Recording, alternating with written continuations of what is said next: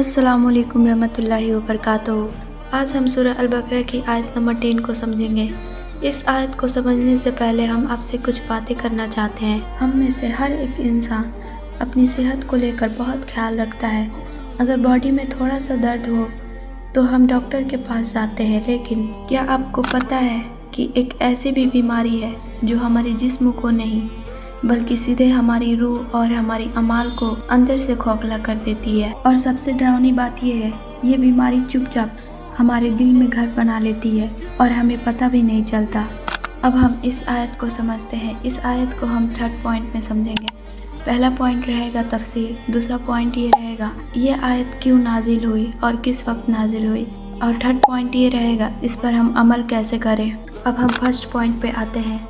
पहले हम इसका तर्जुमा समझेंगे, उसके बाद तफसीर पे आएंगे। उनके दिलों में बीमारी है और अल्लाह ने उनकी बीमारी को और बढ़ा दिया और उनके लिए दर्दनाक अजाब है क्योंकि वो झूठ बोलते हैं। अब इसका तफसीर और इसका साफ साफ सीधा सीधा मतलब ये है, कुछ लोग ऐसे होते हैं जिनकी रूह अंदर से बीमार होती है।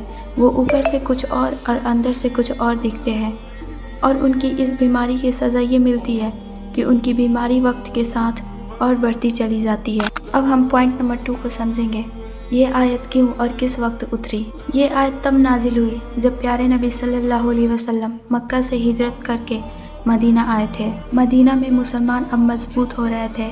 वहाँ एक नया ग्रुप नाजिल हुआ जिसे कुरान मुनाफिकीन कहता है। ये वो लोग थे जो मुसलमानों के सामने आकर कहते कि हम तुम्हारे साथ हैं, और जब दुश्मन के पास जाते तो कहते थे कि हम उनसे मजाक कर रहे हैं।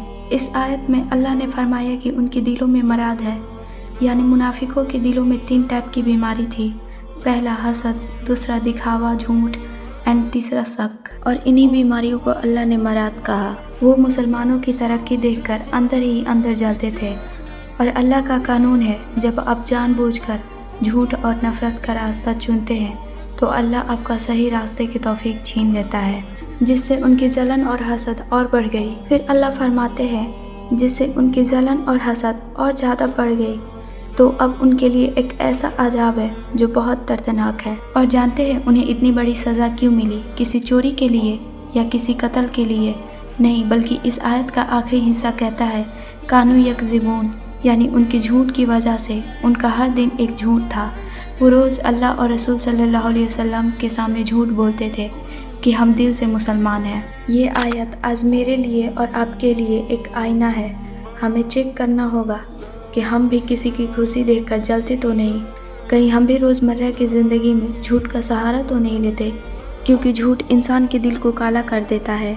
आज अपने दिल को साफ़ कीजिए और अल्लाह की तरफ तौबा कीजिए। क्या आपको ये आयत समझ आई तो कमेंट में लिखें आमीन। अगर आपको इससे रिलेटेड कोई डाउट है तो वो भी कमेंट में लिखें, हम सब मिलकर उसे सॉल्व